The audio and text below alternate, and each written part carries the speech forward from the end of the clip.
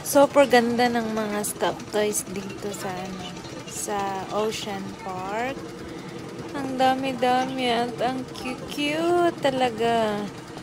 Pumasok nga kami ng Ocean Park, tapos yung pinakalas na papasokan palabas na is dun yung mga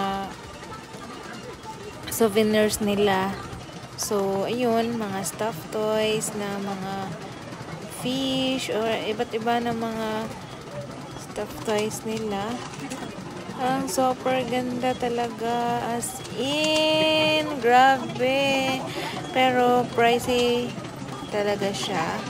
Pero okay naman, at least may souvenir ka, no, na pumasok ka ng Ocean Park. Ayun, tingin-tingin lang kami dito, napakadami. Grabe, na-enjoy talaga ako sa pag tingin ng